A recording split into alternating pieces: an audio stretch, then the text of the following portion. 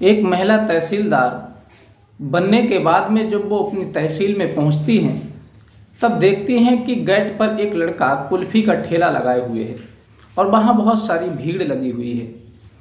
तब वो सुनती हैं कि इस लड़के की कुल्फी बहुत स्वादिष्ट है, बहुत फेमस है, दूर दूर से लोग खाने के लिए आते हैं।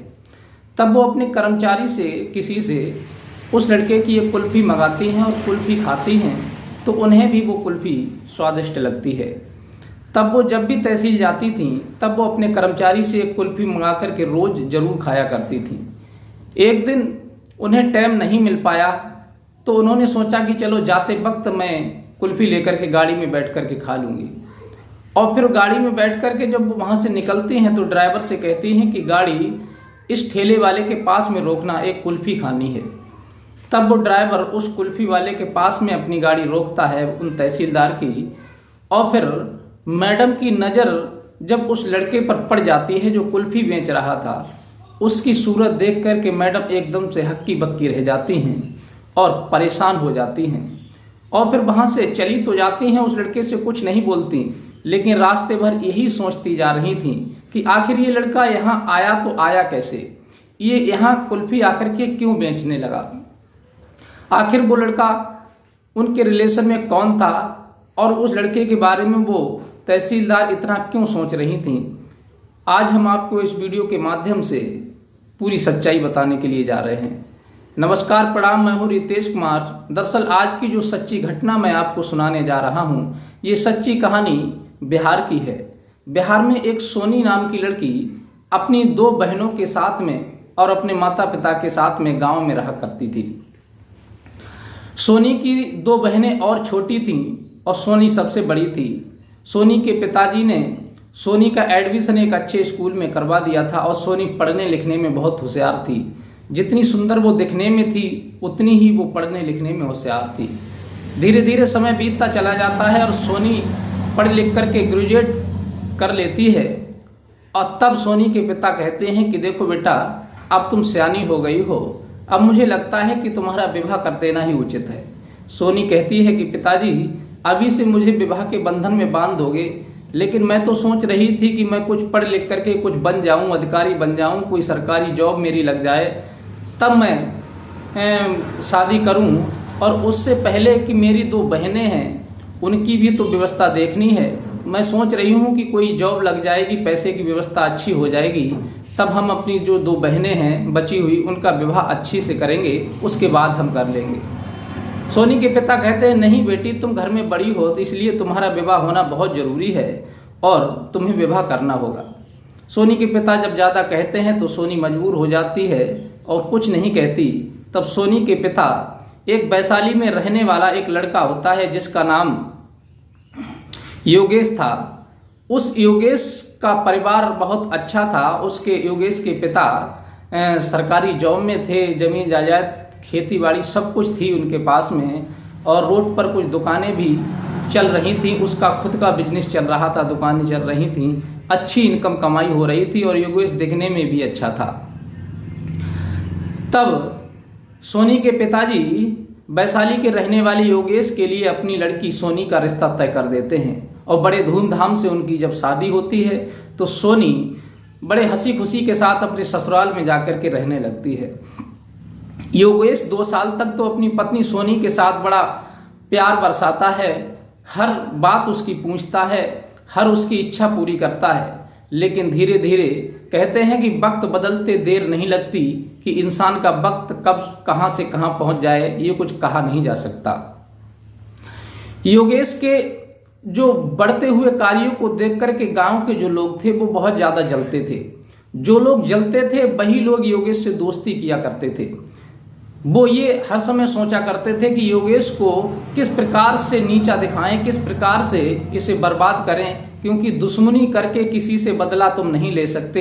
इसलिए अगर किसी को बर्बाद करना है तो उससे दोस्ती करना सीख लो।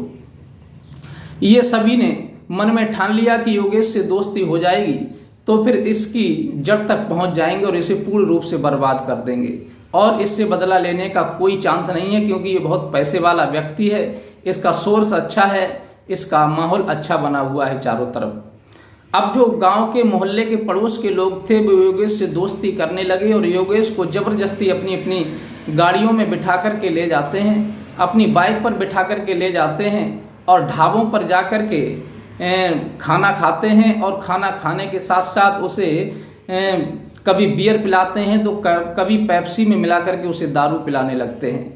कोई गुटखा खिलाता है उसे तो कोई बीड़ी पिलाता है तो कोई सिगरेट पिलाता है। सब अपने अपने पैसे से योगेश को खिलाने पिलाने लगे।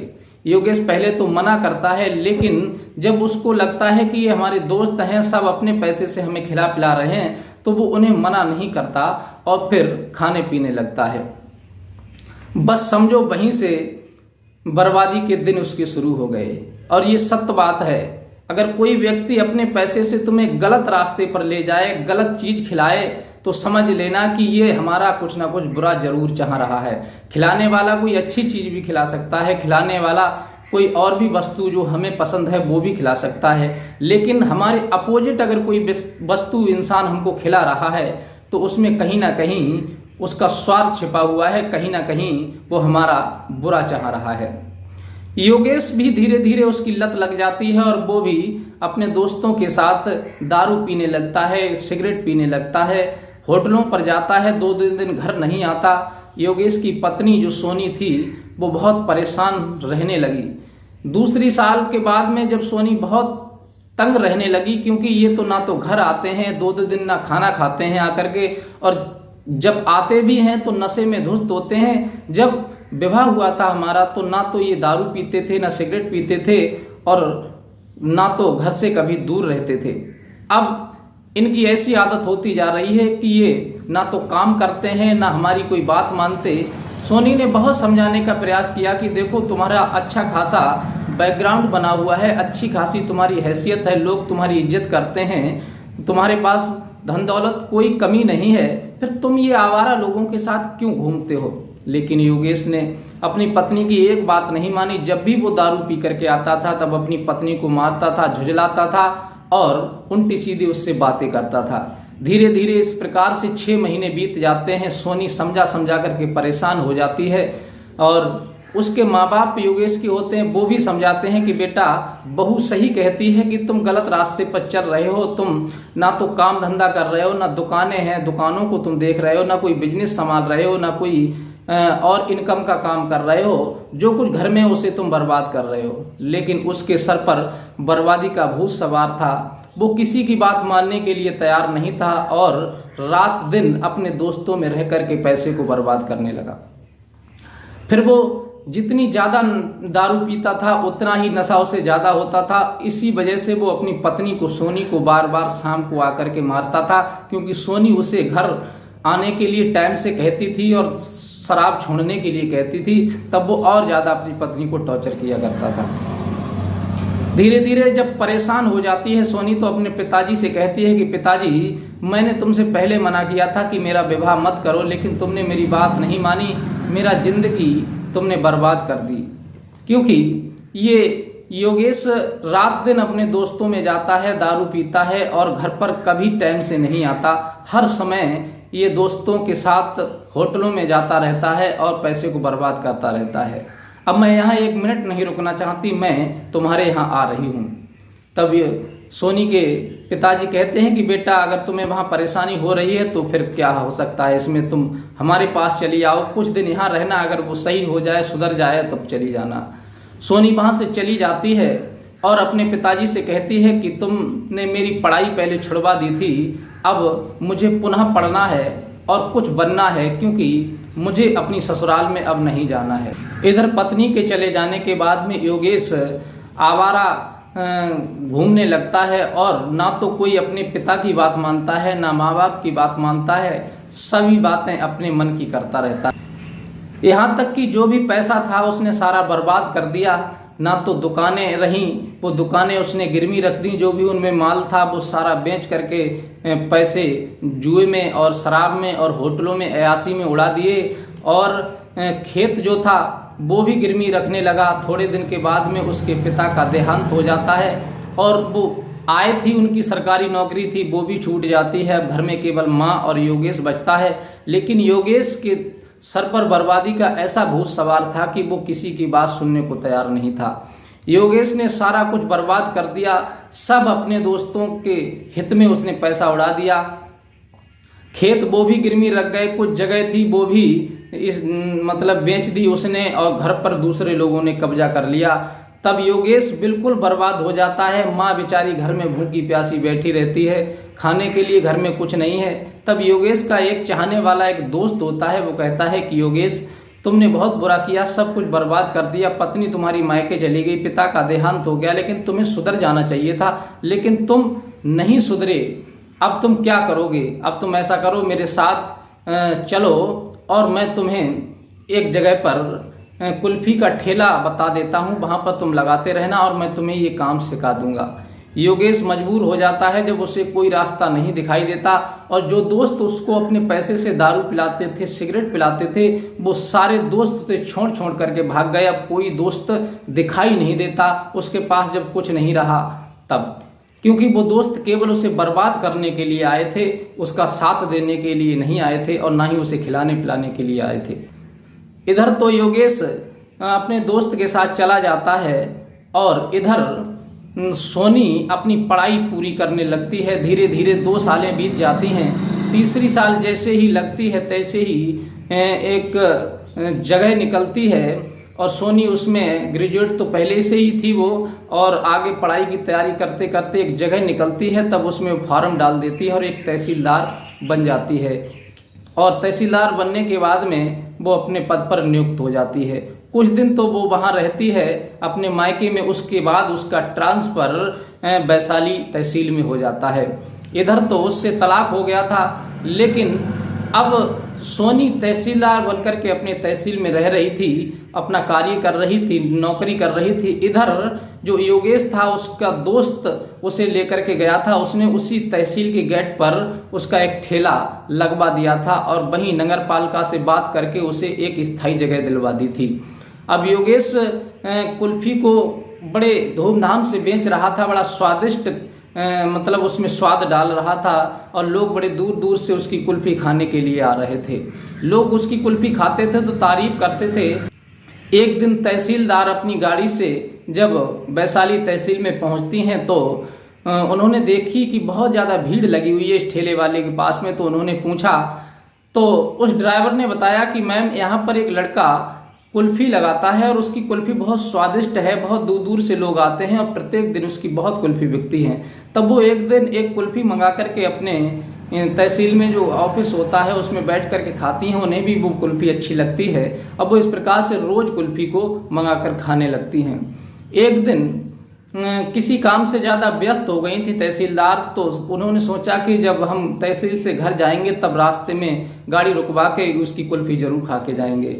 अब इधर से जब छुट्टी का समय होता है वो तहसील से निकल करके गाड़ी में बैठ करके चलती हैं, तो ड्राइवर से कहती हैं कि उस कुल्फ़ी वाले के पास में तुम ये रोक लेना, मैं कुल्फ़ी खा करके तब आगे चलूँगी।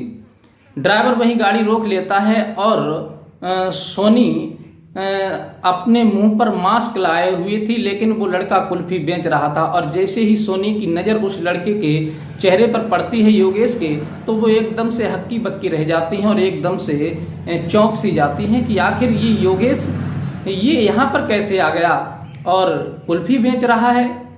अब वो कुल्फ़ी तो नहीं खाती हैं लेकिन वहाँ से चली जाती हैं। फिर दूसरे दिन जब तहसील में आती हैं तो अपने ड्राइवर से कहती हैं कि जो लड़का कुल्फ़ी बेच रहा है उसे बुला करके हमारे ऑफिस में ले आओ। वो ड्राइवर जाता है और कहता है कि भाई साहब आप कुल्फ़ी थोड़ी देर बेचना बंद कर दीजिए क्योंकि तहसीलदार मैडम ने आपको बुलाया है। जब ये बात सुनता है योगेश तो सोचता है कि ऐसा तो नहीं मेरा ठेला हटवा दिया जाए या मेरा कोई चालान कर दिया जाए। वो घबराने लगता है। तब वो ड्राइवर कहता है नहीं नहीं भाई साहब ऐसी कोई बात नहीं है कि तुम्हें कोई दिक्कत नहीं होगी, मैडम तुमसे कुछ पर्सनल बात करने के लिए तुम्हें बुला रहे हैं। योगेश चला तो जाता है और वहाँ मैडम जो बैठी हुई थी वो उसकी तरफ पीठ करे बैठी हुई थी। और इधर से योगेश जब कमरे में प्रवेश करता है तो कहता है कि मैडम आपने मुझे बुलाया। और जो तहसीलदार होती हैं सोनी वो उसकी तरफ जब मुँह करती हैं तब क्योंकि वो भी अपने चेहरे पर मास्क लगाए हुए थी, तब वो कहती हैं कि तुमने हमें पहचाना। योगेश कहता है कि नहीं मैडम, मैंने तो तुम्हें नहीं पहचाना क्योंकि तुम पहली बार आई हो और मैं भी ज़्यादा दिन से यहाँ पर नहीं हूँ, लेकिन ये पता है कि तुम जल्दी में यहाँ पर पोस्टेड हुई हो। सोनी कहती है हाँ बिल्कुल तुमने सही कहा कि मैं जल्दी में पोस्टेड हुई हूँ, लेकिन मैंने तुम्हें पहचान लिया और तुमने मुझे नहीं पहचाना। तब तहसीलदार अपने मुंह से वो मास्क हटाती हैं और वो लड़का जैसे ही उनके चेहरे को देखता है तो एकदम से सदमे में आ जाता है, एकदम से कि ये हमारी तलाकशुदा पत्नी मतलब तहसीलदार बनी हुई है। ये देख करके वो बड़ा अजीब फील करता है और एकदम से उसका चेहरा उतर सा जाता है। तब वो कहती हैं कि परेशान मत हो, घबराओ ना, यहीं कुर्सी पर बैठ जाओ। लेकिन जब योगेश कुर्सी पर बैठ जाता है तब वो कहती हैं कि अब सुनाओ कि तुम यहाँ पर कुल्फी कैसे बेचने लगे, तुम्हारी तो दुकानें चल रही थी, तुम तो अच्छे खासे जमीन जायदाद वाले व्यक्ति थे, तुम्हारे पिता अच्छी नौकरी करते थे और तुम भी बिजनेस करते थे, लेकिन क्या तुमने सब कुछ खत्म कर दिया, सब कुछ उड़ा दिया, कुछ तुम्हारे पास नहीं बचा जो आज तुम्हें कुल्फी बेच करके अपना गुजारा करना पड़ रहा है। तब योगेश उनकी बातें सुन करके रोने लगता है, आंखों में आंसू भरने लगता है और कहता है कि मैडम मुझे क्षमा कर दीजिए, मैं बहुत ज़्यादा शर्मिंदा हूँ जो आपकी बात मैंने नहीं मानी थी। अब जो कुछ हो रहा है सही हो रहा है, जो हमारी किस्मत में वो हो रहा है, लेकिन आप बताइए आप यहाँ कैसे तहसीलदार बन करके आ गई। तब सोनी कहती है कि तुमने तो मुझे मार मार करके परेशान कर दिया था, घर से भगा दिया था और तुम्हारे पास से जाने के बाद में मैंने अपनी पढ़ाई पूरी की और भगवान ने मेरा साथ दिया, तब मैं तहसीलदार बन गई और तुम्हारे सामने बैठी हुई हूँ। लेकिन तुम बताओ तुम्हारे माँ बाप कैसे हैं। योगेश रोने लगता है और कहता है कि पिताजी का देहांत हो गया, तुम्हारे जाने के कुछ दिन के बाद में पिताजी का देहांत हो गया और फिर माँ अकेली घर पर रह गई है और सारी जमीन जायदाद जो थी गांव वालों ने छीन ली और जो कुछ पैसा था मेरा वो सब मेरी अयासी में चला गया, मेरे दोस्तों ने बर्बाद कर दिया और जो ज़मीन थी वो भी सब गांव वालों ने कब्जा कर लिया है, दुकानें थीं वो भी गांव वालों ने कब्जा कर ली हैं और कुछ पैसे दे करके कुछ लिखा भी लिए है, लेकिन मैं कुछ कर नहीं पाया, मजबूर था। उन लोगों ने ज़बरदस्ती मेरे को डरा धमका करके सारी दौलत छीन ली। अब मेरे पास कोई काम नहीं बचा तो मेरा एक दोस्त है जो मेरा हितैषी है, उसने मुझे यहाँ ला करके ठेला लगवा दिया है। अब बस भगवान की कृपा है कि यहाँ गुजारा चल रहा है, रोजी रोटी का गुजर बसर हो रहा है। ये सुन करके बहुत ज़्यादा दुखी हो जाती हैं तहसीलदार और कहती हैं कि तुमने हमारी बात नहीं मानी थी, आज उसी बात को ना मानने का फल तुमको, परिणाम तुमको मिल रहा है। ये सुनकर के योगेश बहुत ज़्यादा दुखी होता है और हाथ जोड़ने लगता है, पैरों पर गिरने लगता है और कहता है कि अब बताओ मुझे क्या करना होगा। तब वो कहते हैं कि तुम्हें कुछ नहीं करना होगा, कि अभी तुम अपना ठेला लगाओ और जिन लोगों ने तुम्हारी ज़मीन छीनी है और जो ज़बरदस्ती तुम्हारी ज़मीन पर कब्जा किया है उन सभी के नाम बताओ। तब वो सभी के नाम नोट कराता है और वो वहाँ बिहार में जो तहसीलदार होते हैं उनसे संपर्क करती हैं और उन्हें आदेश देती हैं कि तत्काल इसकी ज़मीन को इन दरिंदों से छुड़वाया जाए और भूमाफिया मुक्त कराया जाए और इसे वापस इसकी ज़मीन दिलवाई जाए। वहाँ के जो तहसीलदार होते हैं वो पुलिस फोर्स को ले जाते हैं और योगेश की सारी ज़मीन और जो घर पर लोगों का अवैध कब्जा था उसे सबको हटवा करके पुनः योगेश को दिलवा देते हैं। अब योगेश अपना ठेला लगा रहा है, लेकिन सोनी कहती है कि यहाँ किसी को ये मत बताना कि तुम रिलेशन में पहले पत्नी थे। अगर ये बात किसी को पता चल गई तो बहुत ज़्यादा शर्म महसूस होगी, क्योंकि मैं एक तहसीलदार हूँ और तुम कुल्फी बेच रहे हो। तब योगेश बड़ी हिम्मत जुटा करके उनसे कहता है कि अगर आप बुरा ना माने तो मैं आपसे एक बात कहना चाहता हूँ। सोनी कहती हैं कि कहो, क्या कहना चाहते हो। योगेश कहता है कि हमने जो भी किया है उसका दंड हमको मिल चुका है और हम प्रायश्चित करना चाहते हैं और आपके सामने हाथ जोड़ते हैं कि अगर आपके दिल में जगह हो तो आप हमें अपना लीजिए। हम जिंदगी में भूल कर कभी आपकी इच्छा के विरुद्ध काम नहीं करेंगे, आप जो कहेंगी जो बताएंगी वही काम करेंगे और हम अपनी ज़िंदगी को पुनः हंसी खुशी से फिर से शुरू करना चाहते हैं। तब सोनी कहती हैं चिंता मत करो, कुछ दिन रुको और तुम्हारी जो गलत आदतें हैं वो सब निकल जाएं और जाकर के स्वयं अपना बिजनेस कारोबार जो चला रहे थे पहले वो पुनः शुरू करो। पैसे की जितनी ज़रूरत है ले जाओ और अपना काम शुरू करो, और जब अच्छे से काम चलने लगेगा तब मैं तुम्हें अपना लूँगी और उसके बाद विचार करेंगे। योगेश अब वहाँ से चला जाता है, अपने ठेले को बंद कर देता है और अपने गांव में जो उसकी बिजनेस चल रही थी, जो दुकानें चल रही थीं, वो पुनः उन्हें चलाने लगता है और अच्छी तरह से रहने लगता है। तब तहसीलदार वहाँ से ट्रांसफ़र करा करके फिर अपने वहीं पहुँच जाती हैं ससुराल में, और वहाँ अच्छी तरह से अपने पति को अपना लेती हैं। मंदिर में जाकर के एक दूसरे का साथ देने का वचन देते हैं और फिर जिंदगी बड़े आराम से हंसी खुशी से बिताने लगते हैं। साथियों, ये कहानी आपको कैसी लगी अपनी राय हमें कमेंट में ज़रूर दें, क्योंकि ये कहानी सुनाकर किसी का दिल दुखाना हमारा मकसद नहीं है, ना किसी को उकसाना भावुक करना है। ये कहानी से केवल ये सीख मिलती है कि जो लोग गलत संगत में पड़ जाते हैं और जो लोग अपने परिवार वालों की बात नहीं मानते, अपनी अर्धांगिनी पत्नी की बात नहीं मानते, अपनी मनमानी करते हैं और हमेशा गलत रास्ते पर अपने पैर को आगे बढ़ाते हैं, उनकी ये दशा हो जाती है। और फिर वो तो एसडीएम थी इसलिए संभल गई, और उसकी जगह पर अगर कोई नॉर्मल व्यक्ति होता या उनकी पत्नी एसडीएम नहीं होती, क्या वो अपने जीवन को पुनः शुरू कर पाता या फिर अपनी ज़िंदगी को हंसी खुशी से दोबारा जी सकता था? ऐसा नहीं हो पाता। इसलिए हमेशा कोई गलत कदम उठाने से पहले 10 बार व्यक्ति को सोचना चाहिए कि हम जो काम कर रहे हैं वो कोई गलत तो नहीं है, इससे हमारे जीवन पर कोई बुरा प्रभाव तो नहीं पड़ेगा। ये सारी बातों का विशेष ध्यान रखना चाहिए। साथियों, अगर आपको हमारी वीडियो पसंद आई हो तो अपने यार दोस्तों को भी शेयर करें और कमेंट में जय श्री राम जरूर लिखें, और ये भी बताएं कमेंट में कि आप किस जिला से ये कहानी सुन रहे हैं और आपका क्या नाम है, क्योंकि आप जितने भी ज़्यादा कमेंट करेंगे मैं आप सभी के नाम अगली वीडियो के अंत में जरूर लूँगा। इसलिए आप सभी हमारी वीडियो को जरूर सुनें, अगली वीडियो को जरूर देखें। तब तक के लिए आप सभी को नमस्कार।